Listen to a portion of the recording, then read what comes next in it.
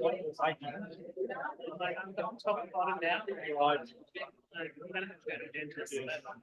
one has time for that. Exactly. Soy oil and coconut. My dentist said, I'm off for 2 weeks. I want to do college to do it. I know what's in that tooth.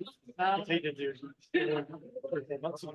Okay. In theory, I can close this tomorrow. He prefer you to the beginning. He said, 2 weeks time. Yeah. You're I wait 2 weeks as well. Soy oil. I'm getting soy oil on the way home tonight. Yes. And the coconut. There you go. There you go. You gotta click into this. Yeah, you just put it in your mouth full of mouth and then just start through your teeth. And this sounds like it takes pain away, and I do it regularly enough to get to do that. 1, 2, 1, 2. So, You had clicky, click, clicky doodle. Yep. Yep. Microphone. Will I need? I won't be handling it because I'll be looking at my notes on my laptop. So Yeah. Excellent. Whoever is speaking that needs people online to hear, they need to. cool. Yeah. Is there anything I can do to help? If we can put that up here, I mean, I this, just need to have it at a level where I can actually see Yeah, so what I'm doing. you can probably put that wherever because the If camera's that not. can fit up on my stand of magnificence, yeah, my lectern that I created.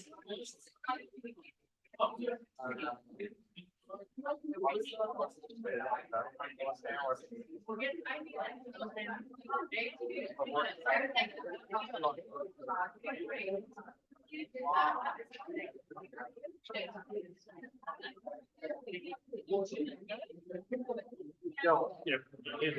Might work.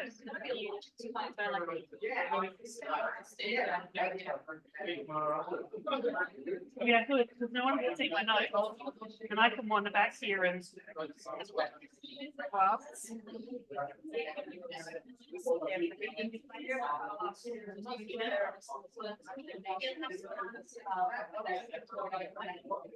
Oh. How's that going to show me?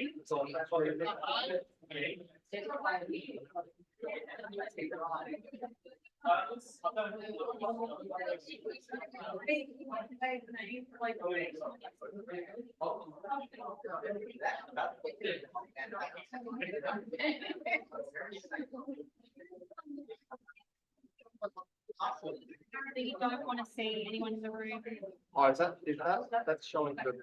That's showing the room. Oh, okay. Yeah. So what is showing the room? Yeah. Not showing for a bit closer. Oh, right. Slide it to the Out side. of me. Which would be lovely as well, you know. Like, you know. It's nice to see everyone. Yeah, exactly. Yeah. I will be here in 20 seconds.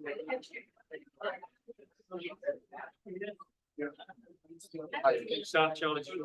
Yeah. You're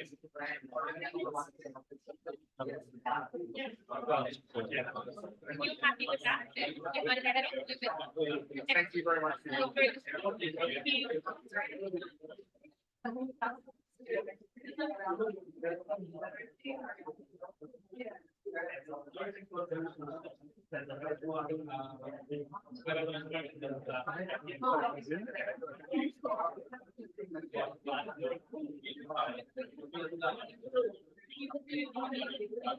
Good night. Not the best of it.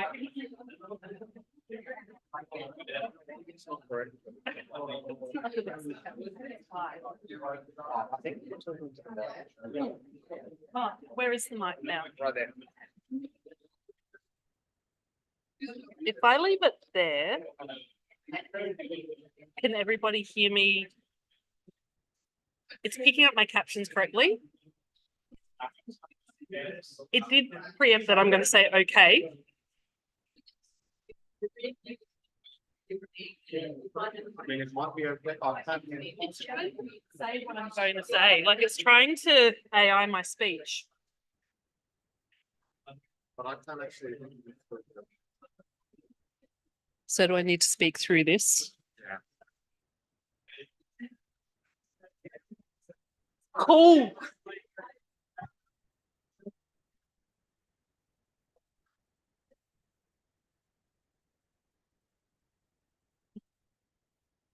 You need it all.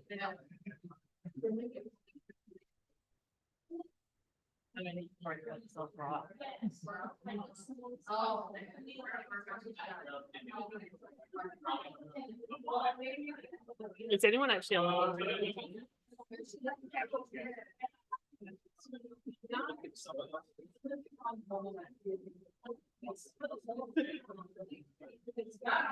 If we don't let people in, then they can't come.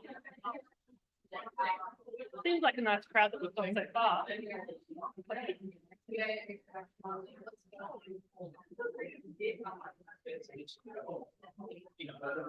There were 50 something.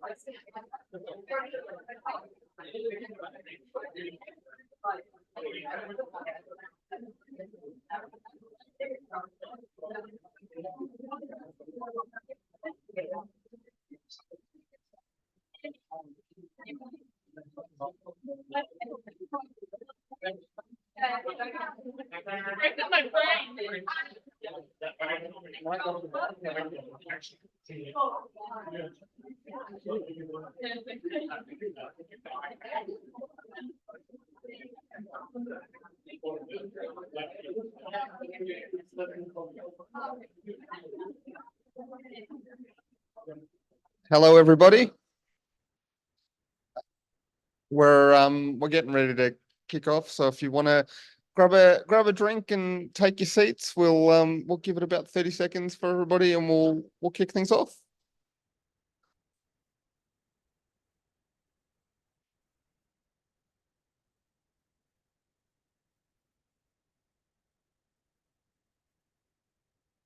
It's all right. Nothing wrong with front row. I don't throw anything, it's quite safe. There's very little audience participation. You so can sit be quiet in the front there. It's enough out of you already. There's no trouble. I'm trouble. I'll be checked.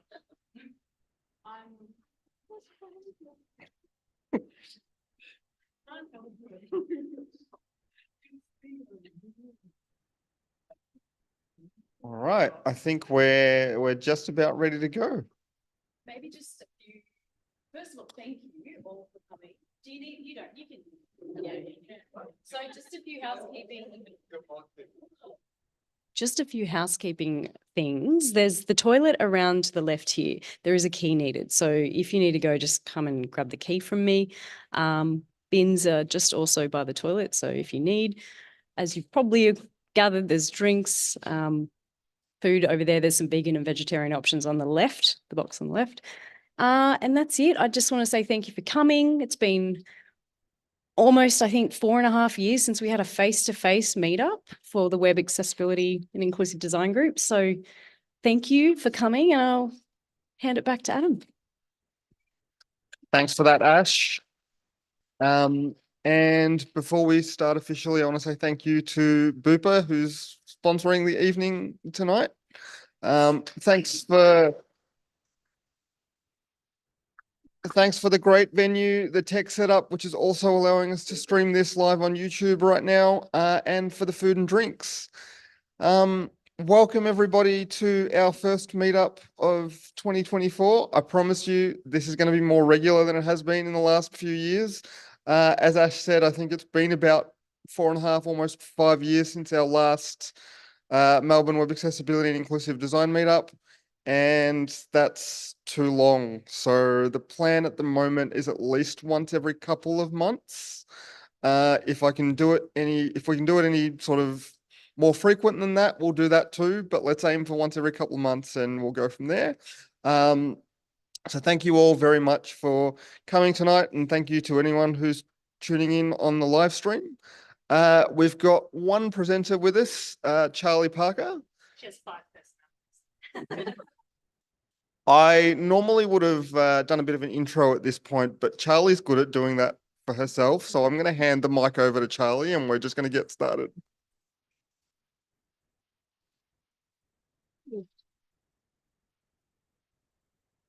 The mic has droppy bits. Can everybody hear me? Excellent. So firstly, thank you to Adam for asking me to speak here tonight. Thank you to BUPA for hosting us, and thank you to all of you for coming and attending and hearing me talk. So I am going to be operating slides and doing all sorts of things. No magic tricks tonight. They do occasionally happen, as does interpretive dance, but it may not happen this evening. So I am here to talk about uncovering the unseen. So everybody here, I'm sure, is expecting a big talk about accessibility, usability, and all that great technical stuff. And I've got you here under false circumstances, so I apologize for that for a start. But firstly, I'm Charlii. I'm from Intopia, which incidentally is not only the company that I work for, but also my home planet. We're leaders in digital accessibility. Intopia is the largest team of digital accessibility and equitable design experts in the Southern Hemisphere. It's harder to say than it sounds. I'm Charlii Parker. I have one shirt. Anyone who can see that? It's almost like I took that photo today. I'm the inclusive research practice lead at Intopia and a reasonable facsimile of a human. Some of that will make sense later. A lot of it won't. To anyone who was expecting, as I said, a highly professional, industry-based, how-to, best practice style of talk tonight, I'm sincerely sorry. It's not what we're doing. But stick around because you still might learn something, and there's snacks and there's drinks and there's people. So at the end of the day, at least there's that. So at work, we tend to focus our attention on our end user, our customer, our client, our citizen, our consumer, whichever we label them with. But today I'm going to ask you to step, roll, jump, think outside of that box and think about the workplace from where you stand in it. Because one thing that we all have in common with our customers is that we're all people, and that includes people with disability. So I don't have any industry learnings for you today. Pretend that I'm not going through my notes, okay? We'll just smoke and mirrors. So yeah, I don't have any fancy slides, although we do have a new template, so it's a little bit fancier than the last time I presented something similar. You'll appreciate. This is for you, Alison, to keep your interest. If I presented the same thing, you would have been bored by now, you would have left. Excellent. Candy Crush, that's fine. So yeah, they are semi-fancy because of our new template. But I have created some captions because I do talk a bit fast at times and I'm from Adelaide. So some people can sometimes struggle to understand my accent, which oddly enough isn't because I'm from South Australia. It's because of ADHD and autism. I know you didn't see that coming, did you? Some of you did. And more on that later. So picture it. Sicily, 1922. Some of you'll get that. Just kidding. Let's try that again. Picture this. A workplace where everyone is energized and motivated. Imagine having colleagues who constantly generate new ideas, identify opportunities, and come up with creative solutions. I'm here today to talk about something very close to my heart, making the workplace work for everyone and tapping into those of us with invisible disabilities like ADHD and autism. And disclaimer, this presentation may lead to late diagnosis of one or both of the same. I've had at least a 1% success rate in this, apparently. All right. So I know what you're thinking. How can someone with ADHD or autism be an asset in the workplace? We don't need anybody to do coding or math. After all, people with ADHD are scattered and unreliable, and people with autism have no social skills and can't make eye contact. Look at me go. Okay, well, let me tell you, I bring a whole lot to the table. I'm always thinking outside of the box and coming up with innovative solutions and problems to problems, both statements there were the same, that others just don't see. I have amazing intuition. I can spot a gap in the market before anyone else does. I'm an ideas girl. I come up with at least 3 cannot fail to make me a millionaire ideas, business ideas, every single week. I kid you not. So my partner showed me that if you took a hacksaw blade and you bend it and curve it, and then you run it over your pet dog, it pulls out its hair, takes the hair out. Amazing. So then I thought, okay, if I put that in a handle and then make it, has anyone seen a bread kneader? A little bread kneader.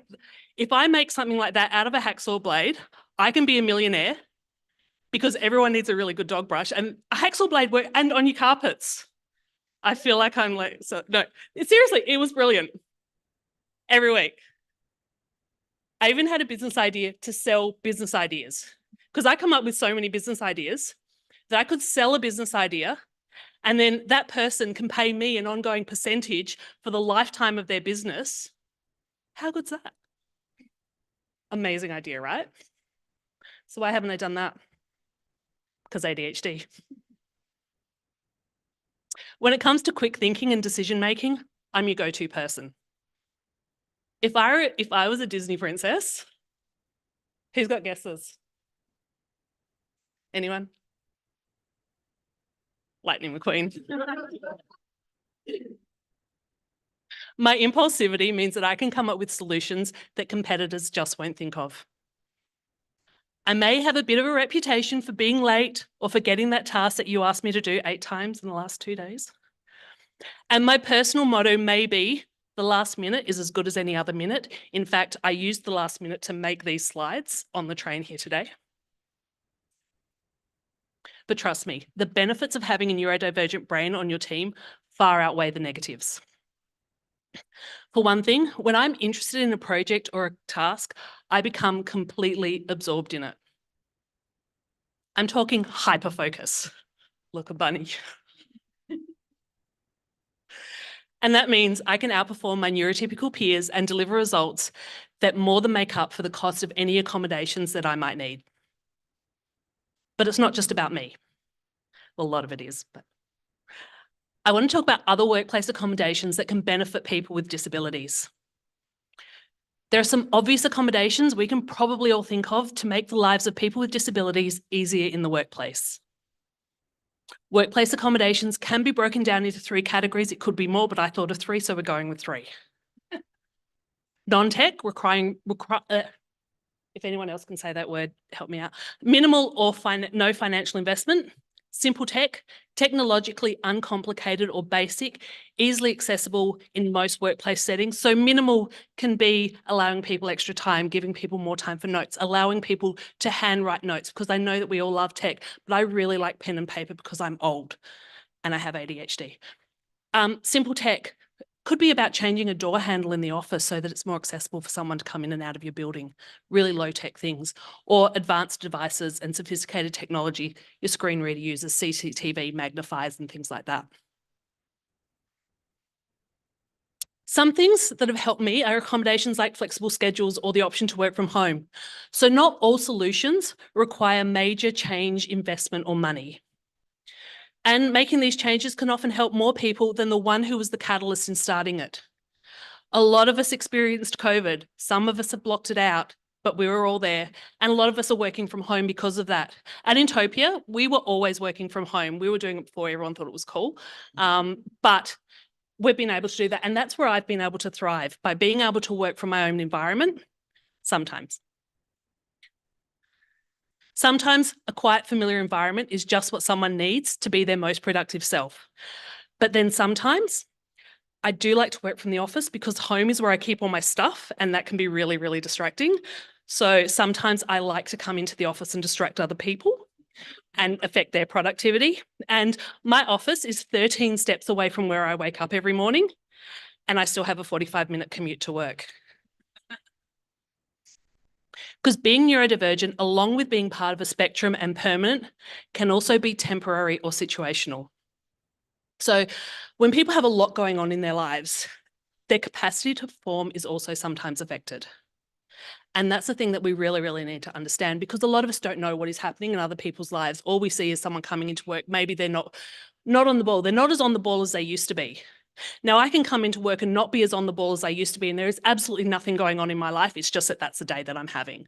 Other people who can normally be really functional and really high functioning can have things going on. Maybe someone's experiencing illness in the family.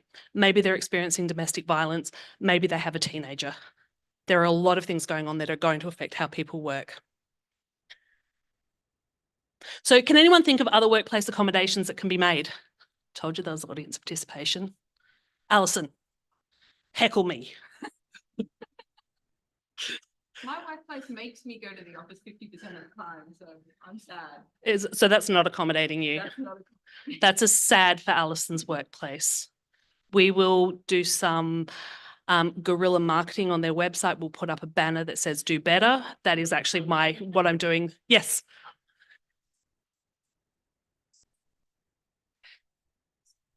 Yes. Yes, and that's the thing. When we work in a very open space office where there's a ping pong table, and I can tell you there is nothing that makes me more productive than a ping pong table at 2 o'clock in the afternoon. And that's not me playing it. That's just the constant tonk, tonk, tonk, tonk, tonk, tonk, tonk, tonk, tonk. Destroys my brain. Anyone else? So yeah, so this, oh yes? I think would it like for some of the complex sort of IT tasks, to write it down, but like in a almost sort of thing in, in a more accessible format. So breaking tasks down into smaller things to make it more accessible. Yeah, absolutely. And that's the thing. We often think that there is one way to do things. My corporate career, because I started my career as a mum. I was quite young. And so before I came out of teenage, I was very close to not being a teenager. I wasn't that young. I did have a conversation though, I'll just go off track here. I did have a conversation with one of our Connect participants, which is our usability research side of things at Intopia. And I only met him for the first time in person. And I said that I had a son who was 31. And he looked me dead in the eye and went, "Teenage pregnancy?" And I was like, yes. Autism. So I can't be offended. And that's the other thing. I can say things to people that offend them and go, "It's a syndrome." I say it to my boss all the time. And anytime he asks me to do something I don't want to do, I go, "It's quite ableist."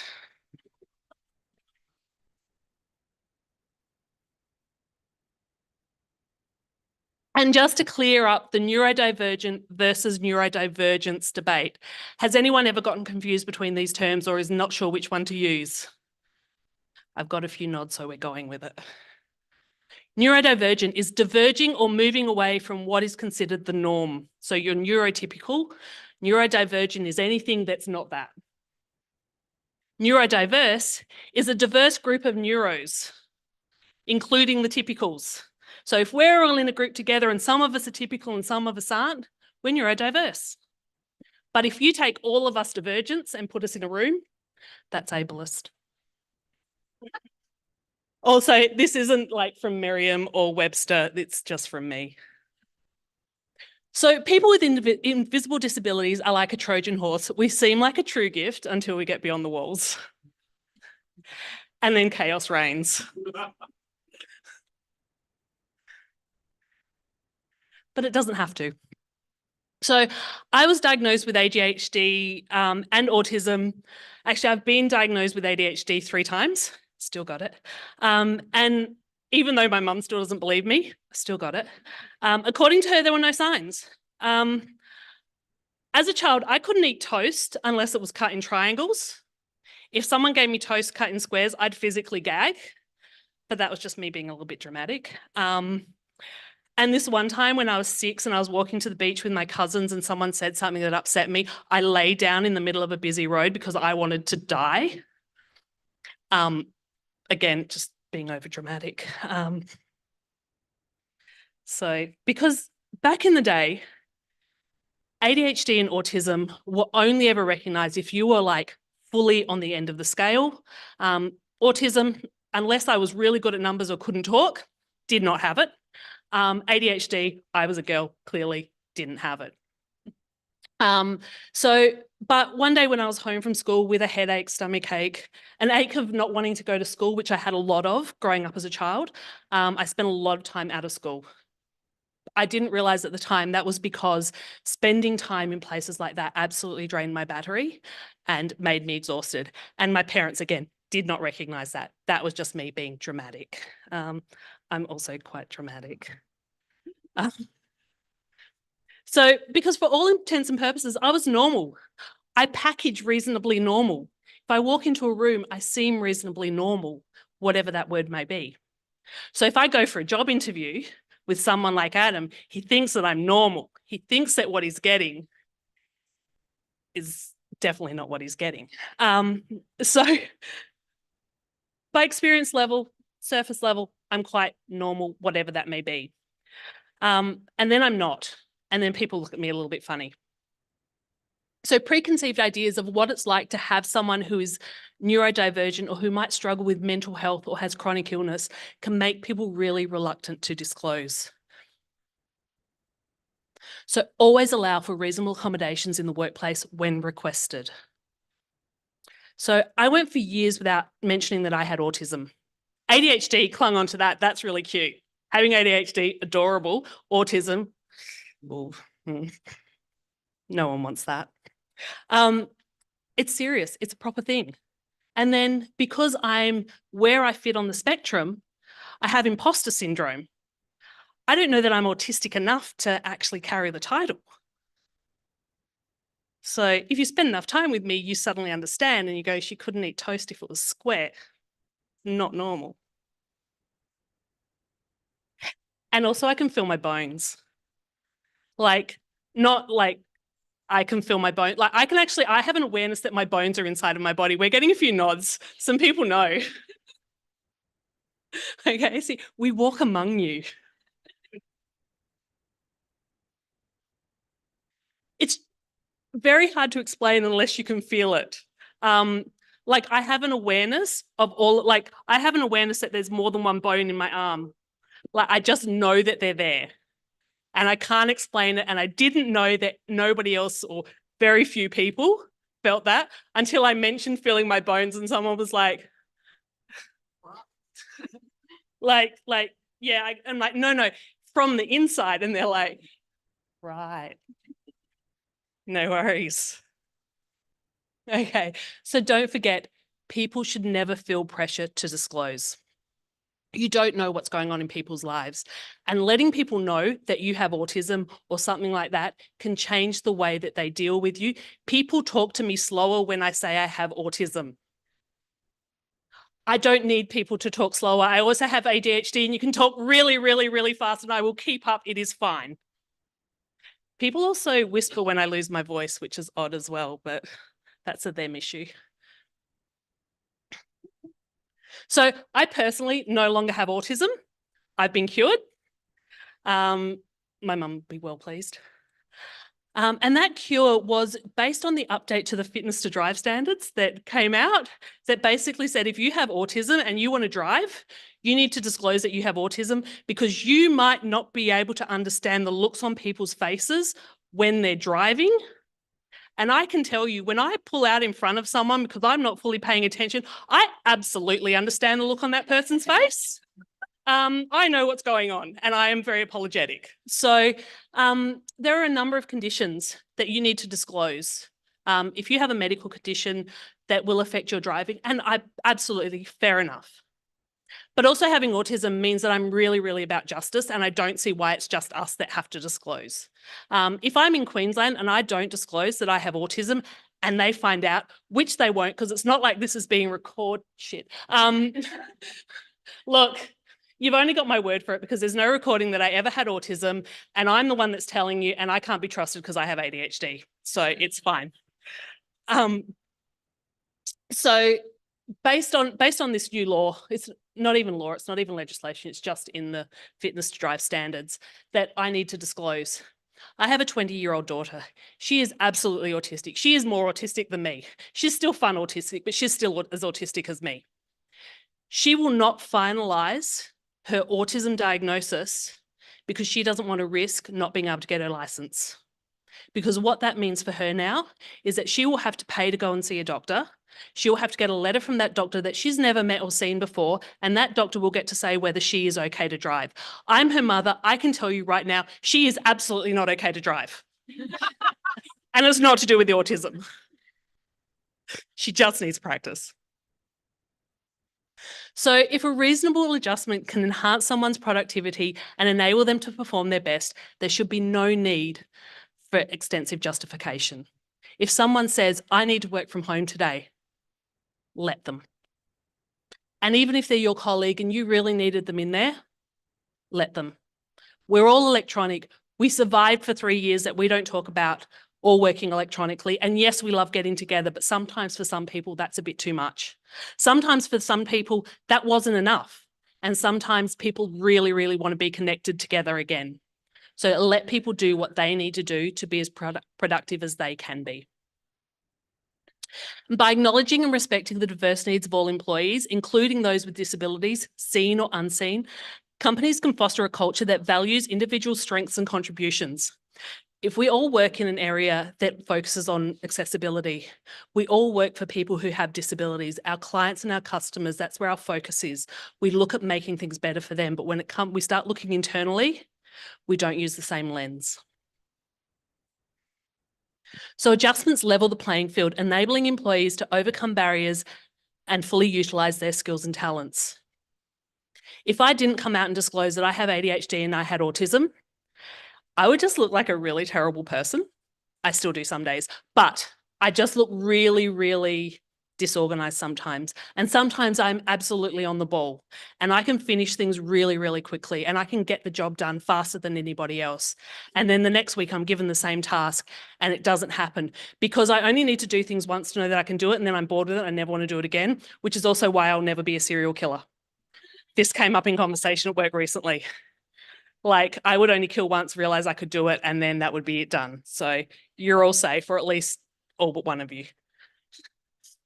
So it's important to shift the mindset from viewing accommodations as burdensome requests to recognising them as essential tools for unlocking individual potential. If anyone else noticed that I made an extra pink tea in there, I also have OCD and that's really upset me, as has my my lack of alignment in my slides. But we'll keep moving. Ultimately, creating an environment where reasonable adjustments are readily embraced sends a powerful message that diversity and inclusion are valued within your organisation. Everyone talks about diversity and inclusion when we talk about our customers, but not so much necessarily. I'm very lucky where I am, but not necessarily in other organisations. I worked in government for a long time. I was saying before, and I think I never finished this story, this is a different story based off of the same lead of the story. It's just how my brain works, try and keep up. But I worked in government. I worked in Centrelink. I was a single parent. I had children aged from about 16 to 5, one in the middle. So I had 3. I didn't have a lot of kids aged between 6. There was only 3. It just sounded like a lot more the way I said it. But I was a single parent. And working from home wasn't an option. I worked at Centrelink, I processed payments. Working from home really wasn't an option. That's fine. But I also had a child that I mentioned who is neurodivergent, who also had an aversion to going to school and was also sick and quite often sick. And so as a parent, Centrelink provided a room with a single bed and a computer. So as a parent, I could take my sick child into work in a room and work all day and care for my child. How nice. Not really, not when you work at Centrelink. Although I did have to take time off. And every time you took time off, you were treated like you were stealing from Centrelink. They do have that mindset about a lot of people, so it's understandable, it is part of the culture. However, if I had to take time off, my child had hand, foot and mouth, and I don't know if anyone has little kids who's ever had hand, foot and mouth. Absolutely disgusting. They get blisters on their mouth. My daughter would go to sleep, her mouth would like crust over and scab over, and then I'd have to soften it with like water in the morning so she could open it. It was disgusting. And my manager, after the first week and a half, was like, well, you can bring them into the carers room. And I was like, well, okay, then we'll do that. So I brought her in and she was 3. And I brought her up to his desk and I let her touch his phone and all of his stuff. And he said, take your child home, get her out of here, go home. I was like, okay, thank you. You shouldn't need to do that. If you ring up and say, I'm not well, you're not well, go home. Same place, and I'm oversharing, and this is because I have ADHD and autism, so you're going to learn a lot more about me than you ever wanted to know, and you'll never look at me the same again, even if you've never seen me before, but that's fine. I was also, before I became a single parent, I was married, and one morning I was getting all of my children into the car, and it was a rush, and my home phone rang, and I answered the phone. It wasn't a day that I normally worked. You can hear I'm getting excited with this because I'm going very fast. Wasn't a day that I normally worked, but I had training. And so I was going in to do my second day of training. I was putting my child in the car, home phone rang, picked up the phone, hello. And someone on the other end said, hi, you don't know me, but I just wanted to let you know that your husband's having an affair. Yeah, didn't expect that. And I was like, okay. And that's basically all they said. Ask him. And I went, cool, because I'm going to say, someone that wouldn't tell me who it was rang me and said that you're having an affair and it's been going on for 3 years, and he's going to go, oh, well, I'm busted, which he didn't, but that's a whole other story. Anyway, I rang work. We'll get back on track. I rang work and said, hi, just had some really, really bad news. I won't be in today. And my boss said, you'll need a medical certificate. And I said, I'll be in. When I come in, I'll be late. Don't look at me. Don't talk to me. Don't come near me. And then I came in, he's like, oh, hi, because he obviously remembered that I wasn't meant to be in, and he learned not to talk to me for the rest of his time in that office. So don't make people explain. Let people have the time they need. You don't know what's going on in their lives. I apologise for the trauma. Okay, back. So increased employee satisfaction, higher productivity, improved innovation, and enhanced retention rates is from letting people do what they need to do to be productive and active. And speaking of retention rates, not only am I a creative problem solver and quick thinker, you won't believe this after the trauma story, I'm super fun to be around. And my positive energy is contagious. It makes everyone want to come to work, unless they, see?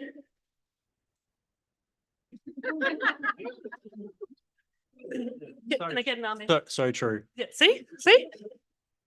They're not plants, I promise. Okay, plus when things get stressful, I'm someone who can remain calm and navigate the ship toward a solution. I'm also likely the one who got the ship there in the first place. So let's get imaginative and embrace people's unique talents, because making the workplace work for everyone can lead to both success and satisfaction. So thanks for listening, and let's all make the workplace a better place for all. Oh, and if you're wondering, yeah, got ya. If you're wondering where my accent comes from, then you likely don't have ADHD, because all of my neurodivergent folk have forgotten that I promised to circle back to that later. But if you are curious, come and have a chat to me after the presentation. I'll be happy to talk about my echolalia.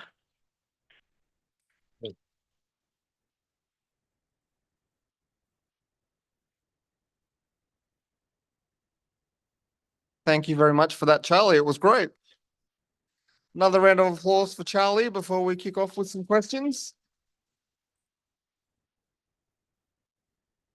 All right, so at this part of the night, I think from an agenda perspective, we've got some Q&A. So has anyone got a question for Charlie? Yes, I Can we pass the mic back? Everyone needs the mic. It makes you legitimate. Hello, everyone. Yeah, so my question back to neurodiverse versus neurodivergent. Yes. Yeah, what's the thinking around a neurodiverse set of people? How do you accommodate for neurodiversity? I know that was like what your whole talk was about, but you know, Okay, so allow people to say what they need to do. So don't just have one way of doing things. Like I said, I came from government. They had one way of doing things, and their answer for that was, this is how we've always done it. And clearly with government, especially government like Centrelink, oh, I just realised that was recorded. Apologies, Centrelink. So one way of doing things, it's all right, we can redact it later. One way of doing things doesn't work for everyone. Everyone's different, everyone's needs are different, and everyone's needs on a particular day and occasion are different.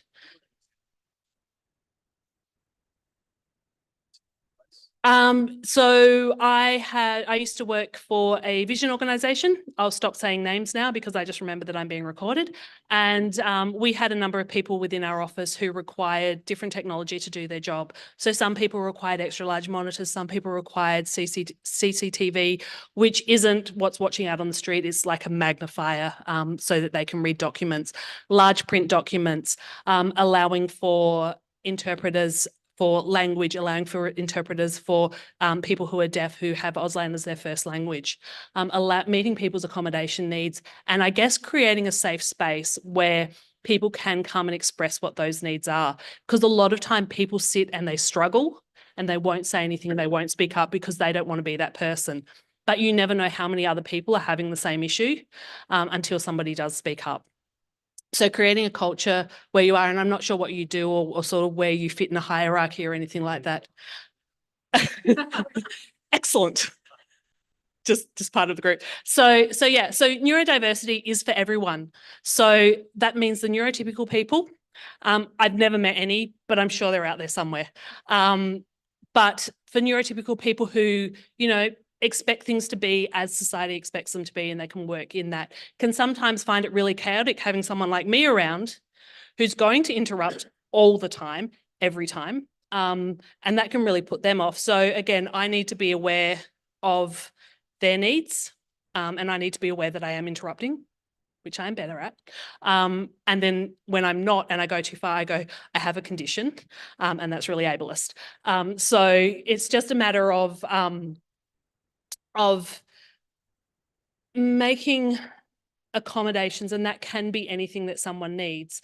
And that can be, I need fidget spinners, I need fidget toys. If I'm going to be in an office, I need to fidget. I ran a training session once and there was a guy at the back of the room and he had his head down the entire time scribbling on paper. He didn't look up once. As far as I was aware, he was not paying any attention to anything that I was talking about.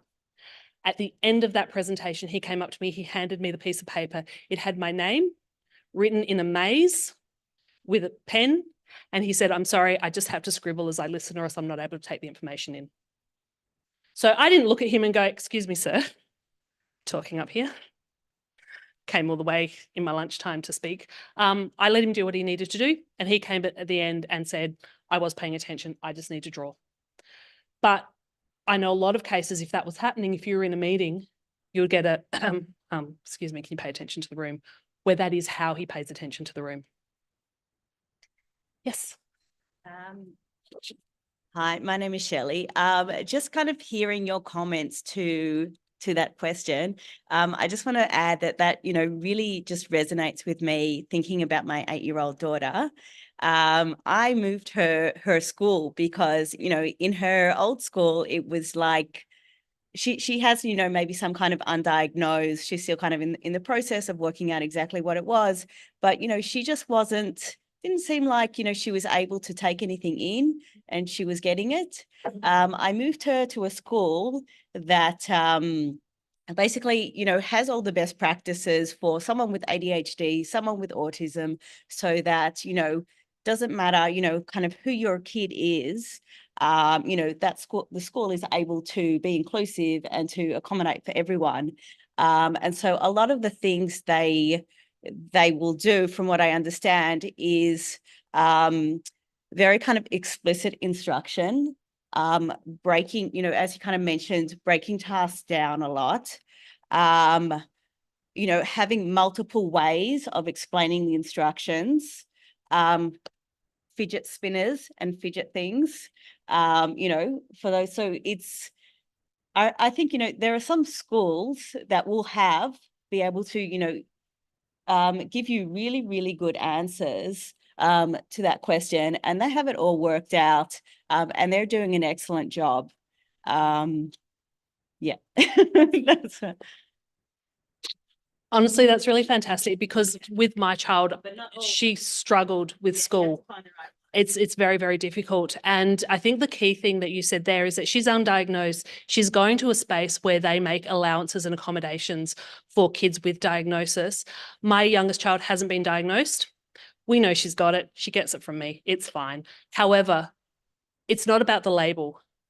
If you feel that you're struggling and you put accommodations in and they help you, it doesn't matter if you have the thing. So me having ADHD, I'm not medicated. You probably can't tell, but I'm not medicated because I can't actually finish the step to get the medication. It's a long story. All of my friends have found out they've got ADHD. They're all medicated. They're living their best life, and I'm just out here just telling trauma dump stories to people who expect to hear about accessibility. But if you put in an accommodation that is for people with autism or ADHD and it makes you do things better, do it.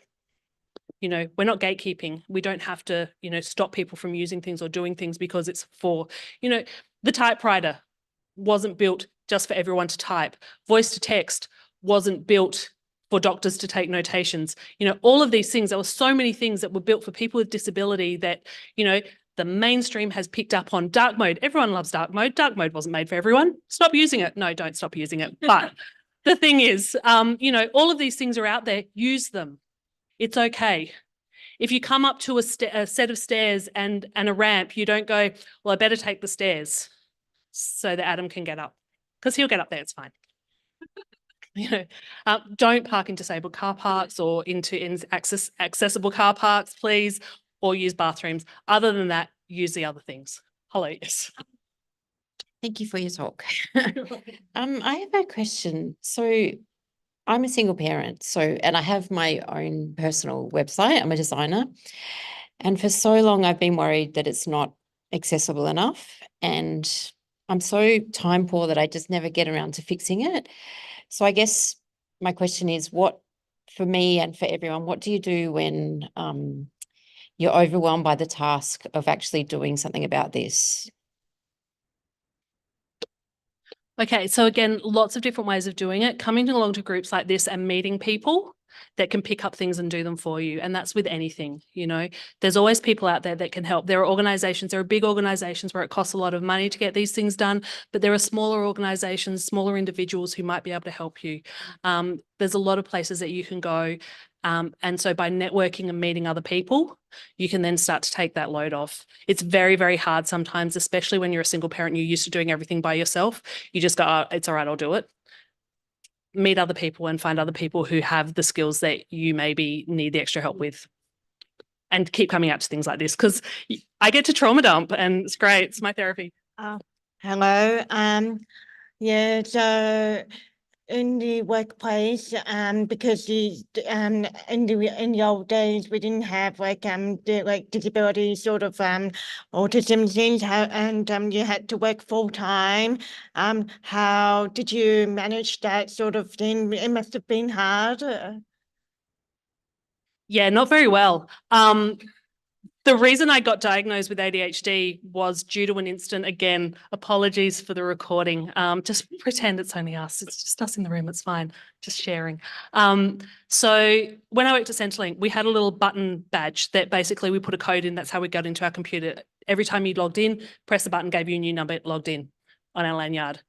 One morning, I was rushing out the door to work because everything was a rush because my children couldn't move fast enough in the mornings. And every time, or almost every time we were driving to school and it was a 40-minute drive and 30 minutes in, my youngest child would go, I don't have my shoes on. The child walked on a gravel driveway and didn't notice that they didn't have shoes on. And this is why we don't need to get an official diagnosis for anything. However, that's another digression. But one morning, I was rushing around to work, picked up my handbag, and anybody in the room, I won't point out ladies specifically, but anybody in the room who has a handbag, you know how heavy that bag is meant to be when you pick it up first thing in the morning. My bag was not heavy. It was missing a lot of items from my bag. So I went to my then 4-year-old and I said, where's mummy's purse and mummy's buttons? And I was very, very calm when I said it.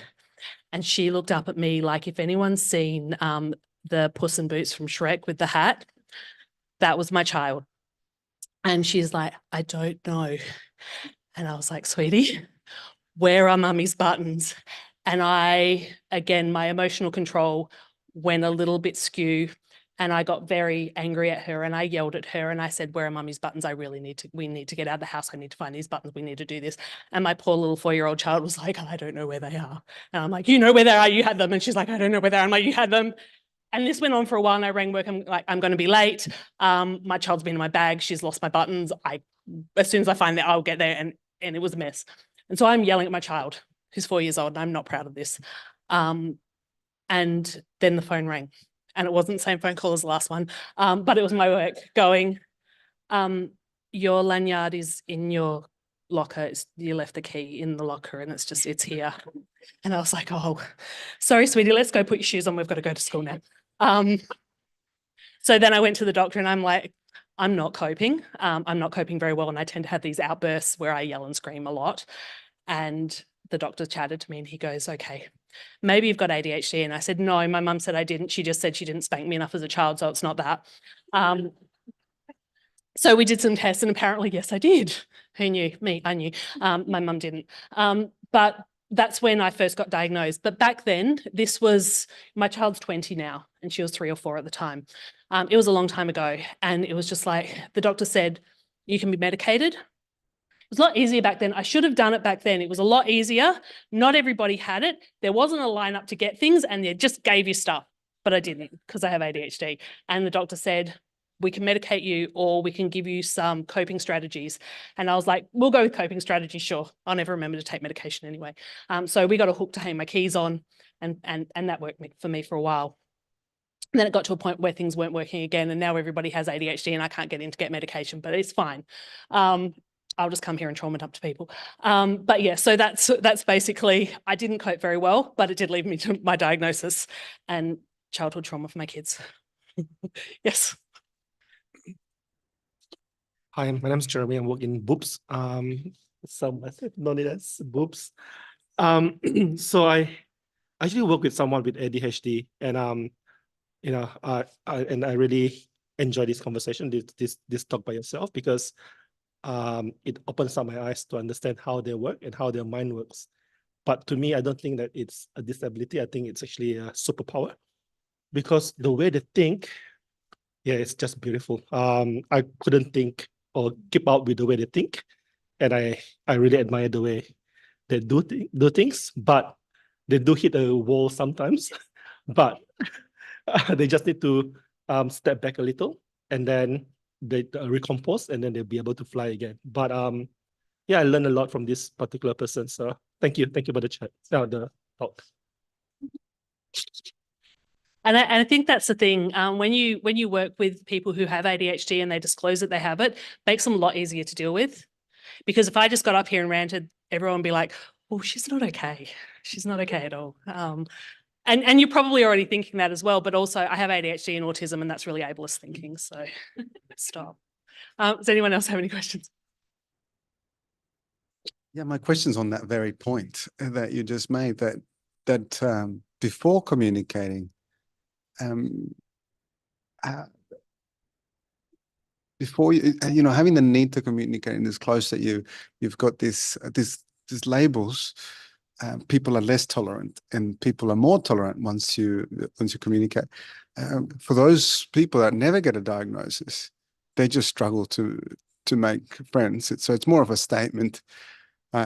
You know, having family members that are undiagnosed and seeing them struggle in the workplace, I think we can all kind of have an effort to be more tolerant for those of us that speak differently, for whatever reason it may be. I just maybe if you can add to that by sharing how people change when they learn and how you get treated. I don't know if you're comfortable with that, but it's been a very vulnerable conversation. Really enjoying it. For context, he worked with me.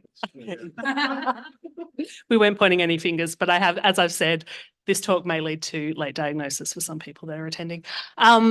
So when I was a kid, I showed a lot of potential. I was gifted. I was speaking in full sentences and clearly haven't stopped since I was less than 18 months old. So I was a very small wee child and I could tell you exactly what I wanted in full sentences. I was telling dirty jokes at 3. I've stopped that now, so we're all good. Clearly I've got other things to work on now. Did someone say boring? Really? Really? Because I can go more, but I won't. We're being recorded. Well, yes, I got bored of it. But so I was expected to be gifted. I was expected that I would get to school. I was going to be the first person in my family that went to university. I was the first 18-year-old in my family to get pregnant. But my son's now 31-ish. I could never, he was born in 92. Someone else can do the math on that. He's great. And I have 2 other kids. They're great. Everyone's great. Haven't lost anyone. They're all doing okay. We all need therapy, but who doesn't? So it's fine. But that actually, for me, hard to believe as I stand here confidently before you today, I actually had a lot of self-loathing. I got called lazy. I was lazy. I was stupid. I was not living up to my potential. I couldn't do the things. I couldn't keep my room clean. I couldn't do all the things that were expected of normal people. The easy things that people should be able to do. I just couldn't do them. And that makes you feel really, really bad about yourself. And when all these people are just going off and doing the thing as if it's nothing, and you were expected to do the thing because you were talking when you were a small child before you could walk, you really feel like you weren't living up to your potential and you're not good enough and you're no good. So while I said before getting a diagnosis and getting a label, I think I said it before, it might have been here, it might have been someone else. But anyway, it still stands. Getting a label is not important. Putting things in place that help you is important. But getting a label, I said before, a lot of friends of mine have now been diagnosed. And when they come to me with it, I say to them, it changes everything and nothing, doesn't it? And they all agree. Because nothing actually changes around you, but suddenly you have a reason for why you are like you are, and you become a lot more accepting of yourself. And then you can say to people, I have a condition, can't help it. And shakes things off a lot. It makes things a lot easier to deal with. I'm guessing that if you were hiring someone, you wouldn't be afraid to hire someone with ADHD because you would know how to help them, or it just wouldn't worry you. So I'm wondering if one of the answers is to promote inclusive, hiring practices so that we can help other staff members. And that's one thing at the beginning of my talk, I did say that Intopia is not only where I work, it's my home planet. Since coming to Intopia, it's the first place I've been able to work where I've been able to bring my full self to work. And everybody I work with is so proud of that. They're so happy to see me every day when I join conversations, warranted or not. But no, I can come in and Adam. Shh. Adam's now having trauma flashbacks from things that I've said in the past. I say the things that everyone's too scared to say. I say things and then people will message me and go, I was thinking that. It's like, you could have said something. It doesn't always have to be me. Just because I can stand behind having a condition, you can all say stuff. But at Intopia, I can be who I am. I can be who I need to be. And then I don't need to mask. I don't need to show up as corporate person. So I mentioned before, right at the beginning, before this talk started, that I have 5 personalities. I don't really, kind of. But when I was working, again at Centrelink, but working in testing, one of my colleagues said he knew what kind of day he was going to have with me by the way I was dressed when I walked in the door. I had 5 very distinct looks, apparently, and he named all of them. Okay, his favourite was Emma.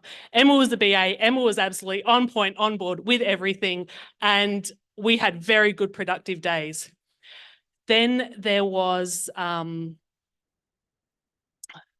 Jessica. She was a little bit of a rock chick. She went out and had hard weekends and was not very good on a Monday. There was Penny, and Penny was a little hippie Nimbin girl, and Penny wasn't much good for anything either. Penny would draw a lot of flowers on her page at work but not get anything done. Penny days he did not like. Penny days he had to do a lot of work to carry me. Jessica days I still got stuff done. And then there was Kitty von Katzenberg. She had a full 3-barrel name, and she absolutely came in and got stuff done, and she walked over everyone, did not care. And it was all me. But he could tell, apparently, by the way I dressed, it wasn't anything that I was doing. I just show up as I showed up. Yes.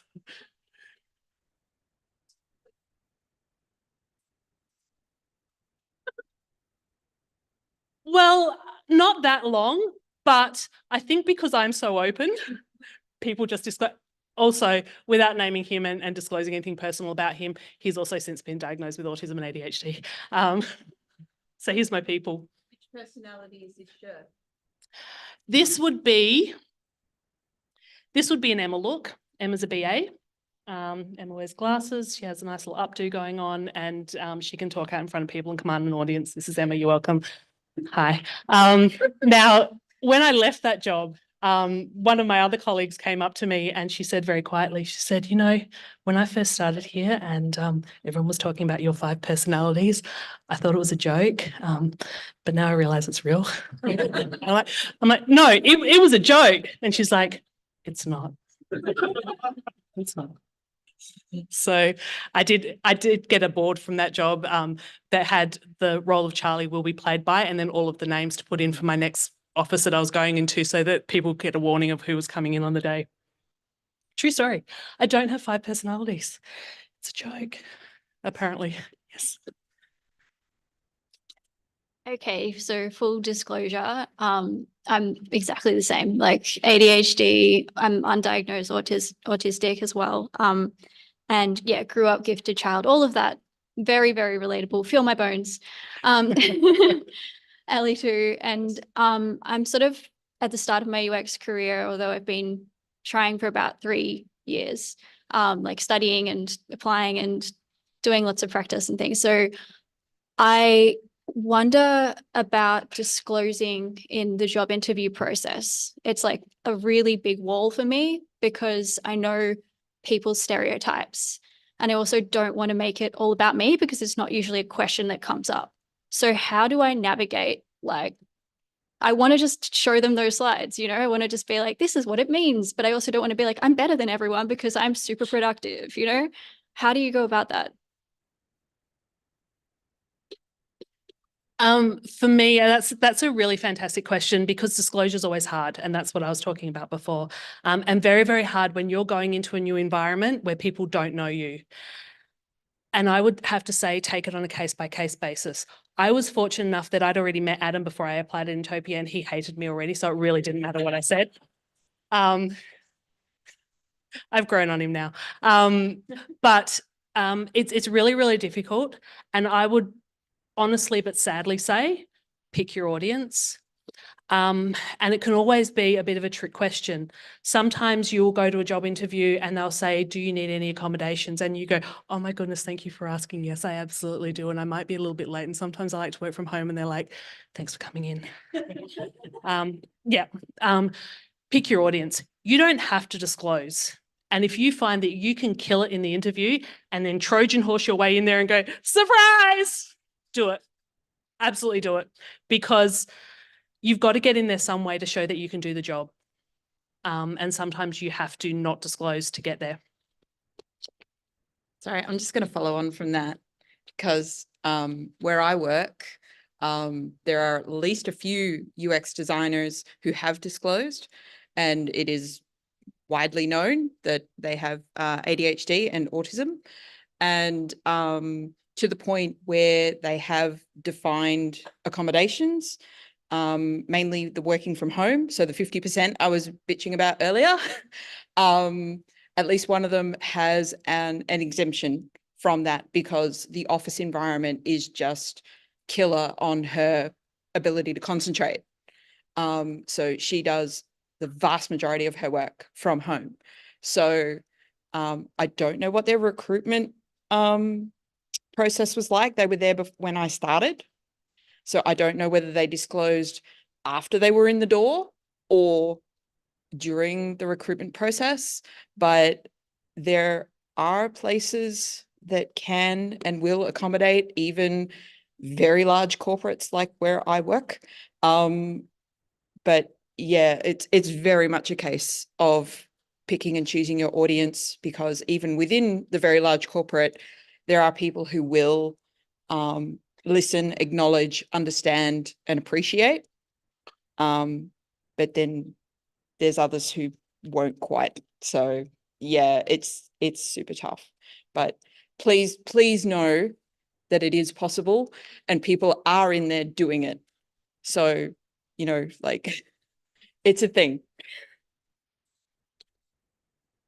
And yeah, you can stand up in front of audience like me and tell everybody, so they just know. So even before you walk in the door, they're like, oh, I saw her on YouTube. No, thank you. That's why I'm never leaving Utopia. Finn, you already know this, but for anyone else listening that may be also feeling the same things, I personally, whenever I apply for anything, always disclose as soon as possible, almost as like a red flag detector, so I don't end up somewhere I really wouldn't want to be. So that's a tactic maybe that other people might be interested in as well. Absolutely, you do. You really just have to play things by ear. Hi, I'm Rusty. I work at BUPA as well. Just two things. One is just to say this, a similar sentiment as you were saying. Here at BUPA, quite a few people in our team are neurodivergent, and it's a fantastic. It is actually a strength because they combine that with their ability to design and critical think and problem solve. And I think it's a team. When you have a team that's really comfortable with each other and open with each other, and it's very easy to disclose, because you know you're in a safe place. But leading on to that question, what do you think are some of the ways that you think that we can go about changing the minds of senior leaders, like the executive people, the people with the money, to actually bring about the change that we need to in organizations to make them more inclusive, and to bring these kind of the balance of superpowers and reasonable adjustments together? I'd say make them come along to talks like this so that they sit there and they go, oh, that seems really familiar. Oh, I do that too. Or maybe I should make an appointment. Maybe I've gotten this far and didn't realize. Talk about it. If you're comfortable talking about it and disclosing it, talk about it. I clearly talk about everything, more some days than others. Apparently this is one of those days. But if you talk about it and people go, oh, well, so-and-so has ADHD and look what they've done, then more people become comfortable. And honestly, since I have been diagnosed and I started I didn't talk about it for a while.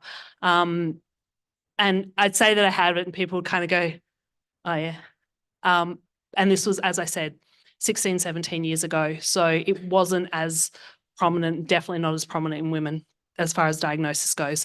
So I'd be like, oh, I have ADHD. And they're like, yeah, so do I. And I'm like, no, but I really do. Like, I had paper from the doctor that said so.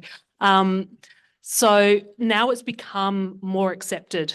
More and more people are being diagnosed. It's not that more and more people have it. It's just that we're understanding our different quirks and our different personality things. It's like, oh, it's not just a personality thing or 5 of them. It's actually the way my brain works, which is different, but I can actually cope. I often explain it like I've been put on this planet. I'm not from here. It's like going to another country and not understanding the customs and not understanding how things work. And it's actually something that makes me really good at my job working in usability and doing usability studies, because I can look at someone, because I've spent my whole life studying people, trying to understand what the right thing to do in a situation is, so I know how to act and behave.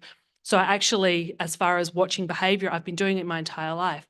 So I can sit there and watch someone say, this is fantastic and I love it. And I'm like, you don't. They didn't like it. They didn't like it at all. I know, yes, they said they didn't like it. I could tell that they didn't like it. That was really easy. It's like, you didn't complete the task. It wasn't easy, but it's okay, sure. So when, I forgot the question. No, so, no, seriously, I did. So how to get the executive buy-in? Get them to come along to things like this, because you will find that some of those executives are very, very high functioning ADHD people. Richard Branson is one of them. There are other people whose names I forget, but this is being recorded, so I'm not mentioning any names anymore. Also, but tell them to stop at that point for that one story. It's lucky I never have to leave Utopia, ever. So yeah, so talk about it in the workplace. And if people are comfortable, let them know that you have it and they can see how you work and they go, actually, he's not that bad a person. It's just a bit weird sometimes. It's just me. Hi, me again. I'm just like thinking about that question and, wondering like,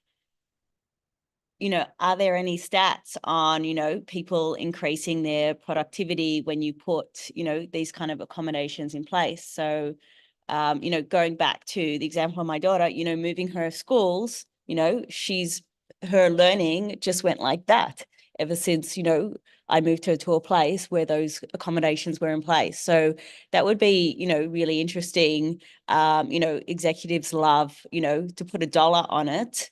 How much is your productivity gonna increase if you do X, Y, Z? Otherwise, they often don't really care about it. So I think, yeah, trying to come at it from that angle. And if you've got, I don't know, I'm sure someone can pull some stats from somewhere.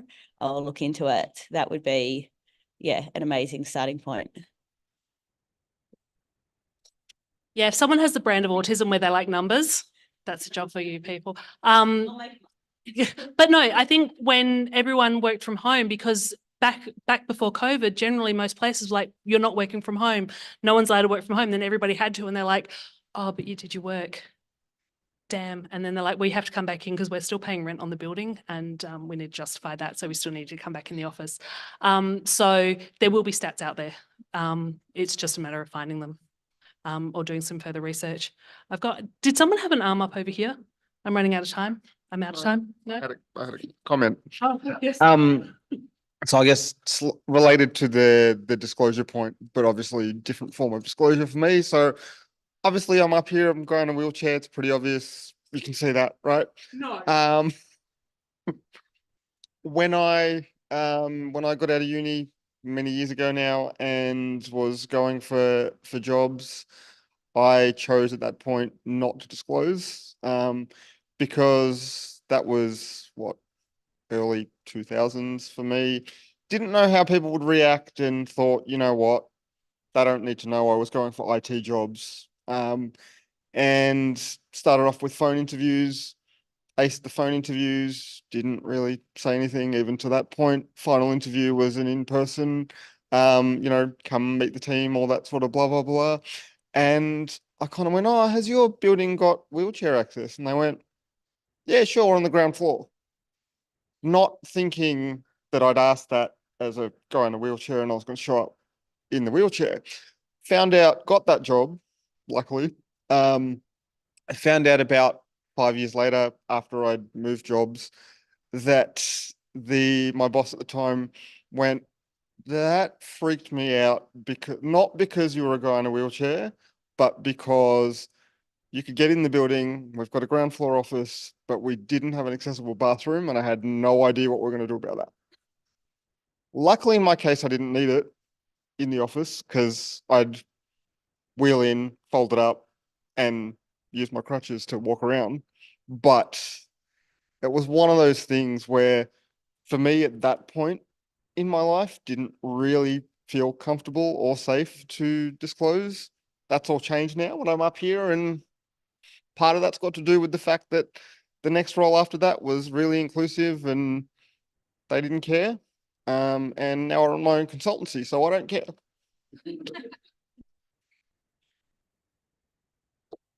So that's the other thing. If you can't find acceptance, become the boss. I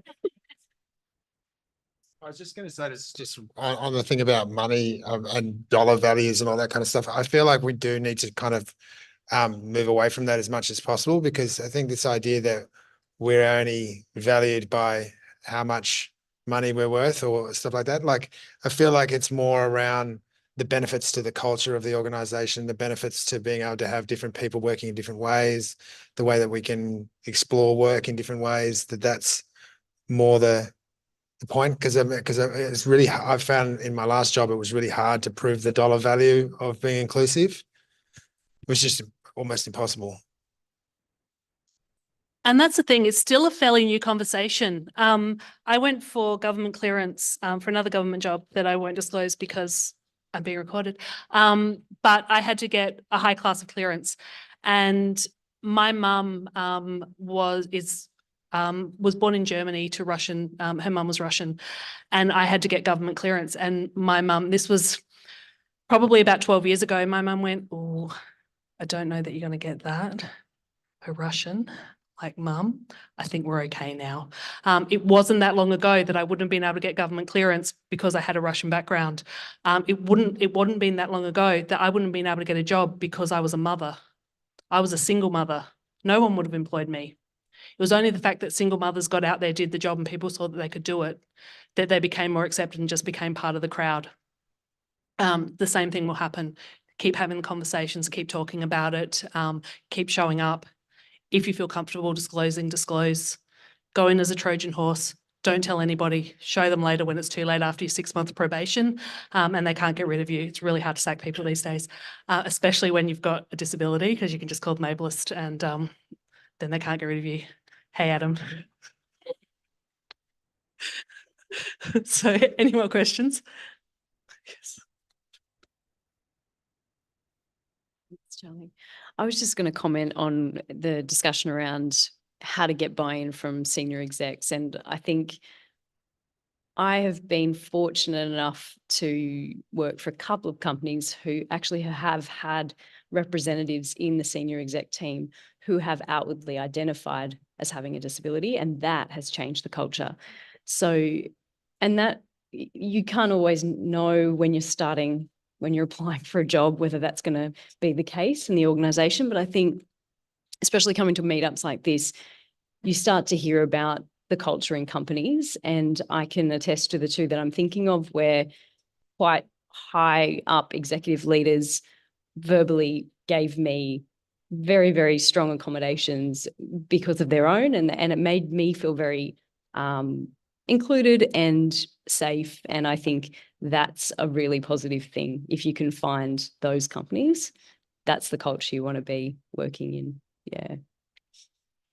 So Intopia's hiring. No, I'm joking. Hiring. I think we are. Check the website. But that's also true. And that's one thing about doing, like, going back to what everyone thought I would have been talking about tonight, accessibility. When I was back trying to sell accessibility, and I would do lunch and learns and go and talk to execs and groups of people about why it's important, I got the most buy-in when somebody had a family member, a relative, or a close friend who had a disability and it became important to them.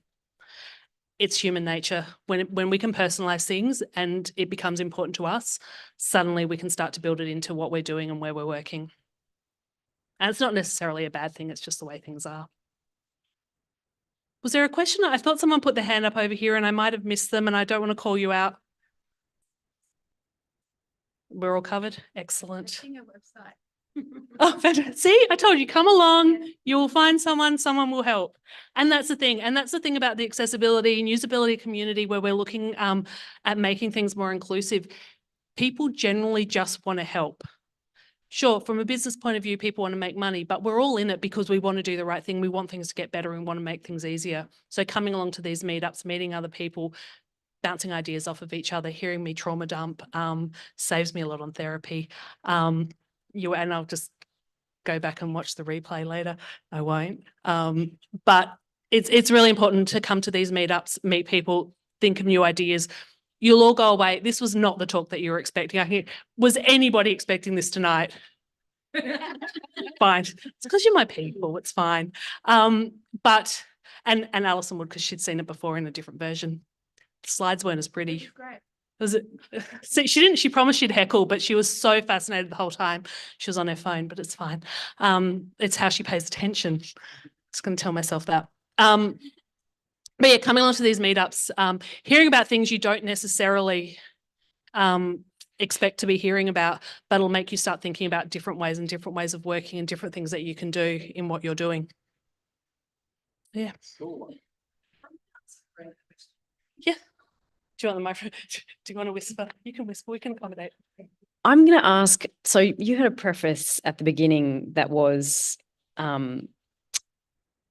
there may be some people who might find themselves with a late diagnosis.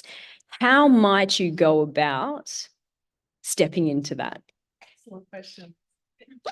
Love to answer. Okay, so again, back to me. So I mentioned before, many, many years ago, after I yelled at my child and gave her trauma, I got a diagnosis. It was a lot easier back then. It wasn't as common. Circle forward a few years, around COVID, a lot of things were happening and I just wasn't coping at work. I wasn't able to concentrate and I was like, now's the time to stop drinking Red Bull to medicate because high doses of caffeine do help me concentrate. But it's really, really bad for the body. So maybe I should get proper medication. It's more readily available. So I went to my doctor and I was like, hi, I've got ADHD. And she said, show me. And I'm like, oh, it was like years ago. And she's like, yeah, you're going to have to get retested. But she said, it'll only be a short test because you've been tested before. We just need to double check. So I got sent to see a psychiatrist and he sat there. I've never seen this man before in my life. He asked me about my whole story. I trauma dumped on like, you guys got nothing tonight. You got nothing. He heard all my trauma.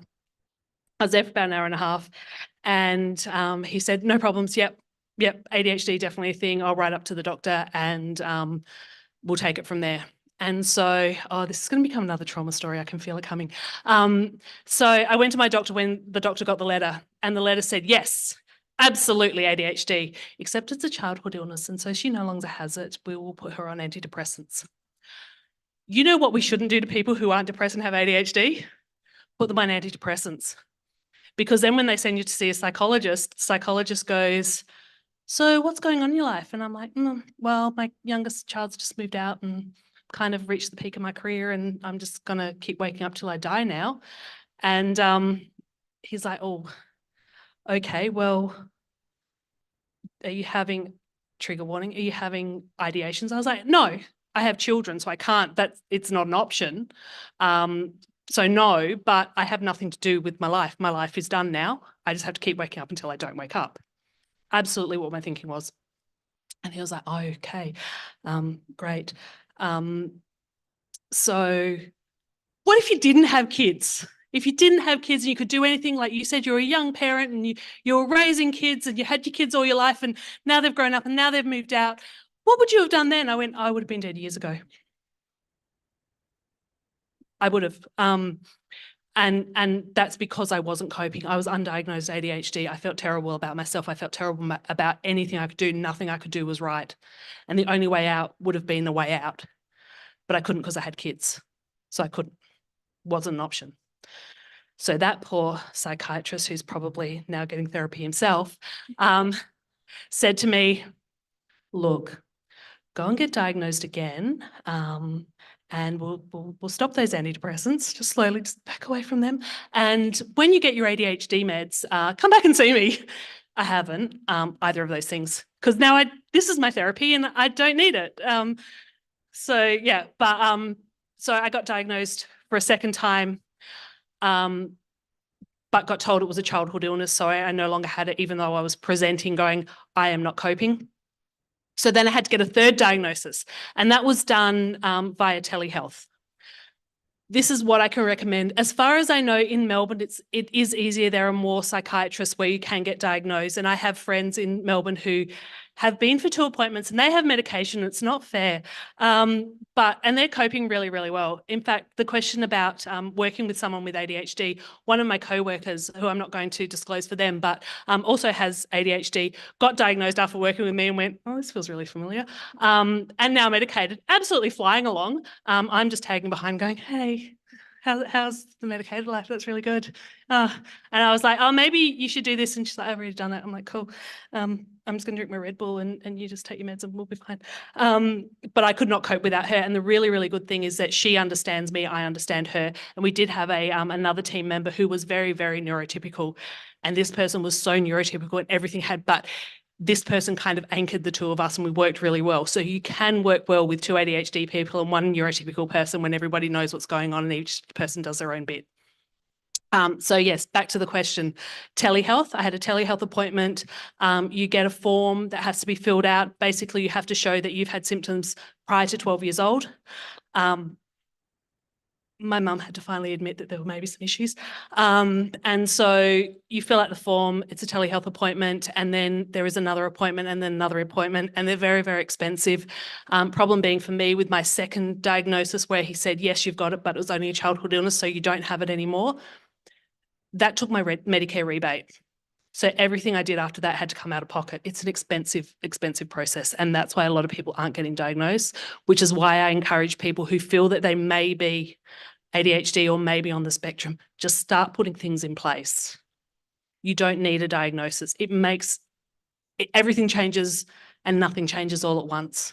So put things in place, work yourself up to speak to your GP, get in line to get a diagnosis. If that's going to help you, get medicated if that's going to help you. But yeah, if anyone feels that they maybe start putting things in place, if it makes your life easier, great. Doesn't matter about the label. Unless you want to call people ableist, which I find really fun. Yes. So in large corporate workplaces, they don't tend to do very well in the diversity and inclusion section. So what do you think of like the accessibility officer? Do you think it's a useful or useless role? I don't know, but I personally think that they don't know enough and they don't hire the right people. And that's always going to be difficult because it is such a broad spectrum thing. And, you know, it's like any role. People aren't going to know everything. You're going to get, you know, some places it's going to be really, really good. Things are going to be inclusive and they really, really do live up to what they talk about. And other places it's just a tick box and you'll find trying to make that change from the inside, just like accessibility, making the change from the inside is the best way to do it. No, it's my microphone. Just wanted to pick up on that because I was de facto accessibility officer for a large corporate for a while. And you know, even if I do say so myself, I think I knew my stuff. But the issue was one person is never enough. And that's the biggest issue, even when you do get the right person in that role, is it's usually one person, which means they're not necessarily spread thin, they're broken into a million pieces to do 5 million different things with 15,000 different deadlines and 4 million employees and two events at a time and 3 billion different, deadlines and all this sort of stuff. So yeah, you're right. They don't always get to the things they need to get to, but that's because there's just not enough of them to go around. In my opinion, anyway. I'll agree. No, it's true. And it's like having a fire warden. Often the accessibility officer, it's not their only role. They're trying to do their regular job as well as cover all of these things. The places that I've seen it work best has been where they've had working groups. They'll have a bunch of people from different disability groups and different diversities who will get together and they will run the agenda for the entire corporate, and that's how I've seen it work best, because you get a lot of different voices, a lot of different representation from different groups. That's how I've seen it work best, rather than one person who is basically the fire warden who can't put out fires. For about time from a Q&A perspective. Please.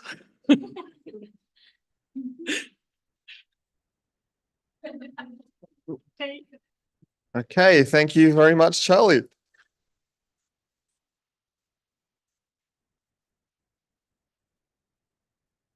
All right, so that's officially brought us to the end of the formal part of the evening.